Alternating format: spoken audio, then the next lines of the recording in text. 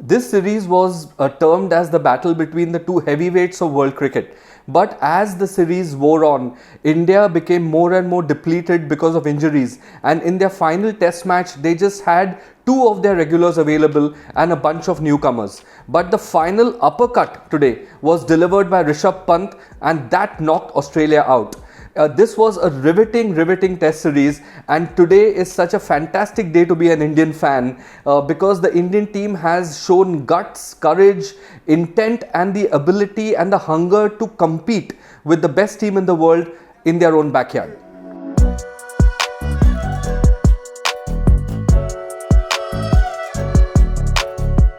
This series has been one wherein, I could talk about, strategy and performances and the pluses and minuses of players. But I think this series, was more about teamwork. This series has so much a philosophy and hunger and teamwork attached to it. So I'm going to focus in this episode on the bigger kind of pieces which have made India successful in this test series. This is a great day to be an Indian fan, and I dare say that this victory today competes or is right up there with our 2011 World Cup win in Mumbai. Now let's have a look at how this was possible. India started day 5 on the back foot, getting 328 on a GABA pitch which had big vertical cracks in it was going to be a tough order. Couple that with facing the best fast bowling attack in the world, and we were always kind of looking to draw the game. But as time wore on, there was one man who glued this entire Indian run chase together, and that is Cheteshwar Pujara. Pujara has been fantastic on this tour. He hasn't scored the amount of runs, the number of runs he scored the last time we were over, but this tour he has braved and gutsed it out like no other Indian batsman. Today itself he was hit 11 times on the body, but he refused to flinch. He was standing like a rock at one end, while Gill again showed his class and his temperament to hit a stroke-filled 91. And after Ajinkya Rahane, who also came in and in his brief stay at the wicket showed the intent, I think that show of intent by Rahane really put the brakes on the Australians. The Australians knew that India is not trying to draw this game but are going to push for a win.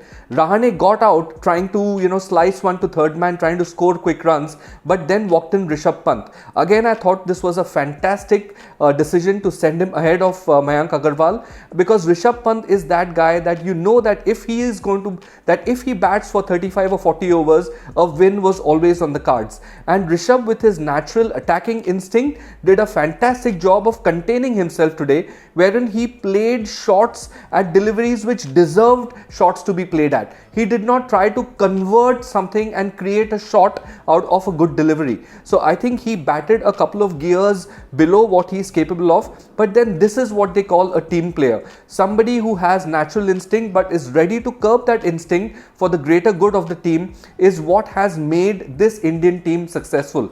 I hope that this innings from Rishabh Pant puts paid to all the speculation about him being good enough or not good enough. Rishabh Pant is good enough. He is going to become a fantastic cricketer for India, and he has the ability to turn games on their head through his attacking instinct. But today you saw a more controlled Rishabh Pant who was trying to think like how a captain would think, and to me that shows a lot of maturity, and that shows the progression of a player. If there's one thing, one of the best things to come out of this tour is that players have progressed. They've become men from boys. Washington Sundar, Mohammad Siraj, Shardul Thakur, Rishabh Pant, Shubman Gill. These are all guys who started off, would have been kind of intimidated a little bit, but they've come up, they've come to the party, and they will leave the flight from Australia as men. Let's talk about a couple of players who made a big difference to both the teams, and also let's talk about a couple of the pluses and minuses on both the sides. I thought Pat Cummins was the standout difference between India and Australia all throughout this test series. If you remember, I had said that in the first couple of games, I talked about that in-swinging ball, which rattled the Indians a little bit. But in the last two test matches, he has been using the same angle of delivery, but is rolling his fingers over the ball a little bit, so that ball holds its line and surprises the batsman. So that gives you an idea into how strategic and how shrewd a thinker Pat Cummins is, in addition to having such great natural ability. The Australians were fantastic in the bowling department. I have watched Test cricket for maybe 30 years. I have never ever seen such an accurate display and such a fantastic execution by a bowling unit that I saw day on day, over on over, session by session during this test series.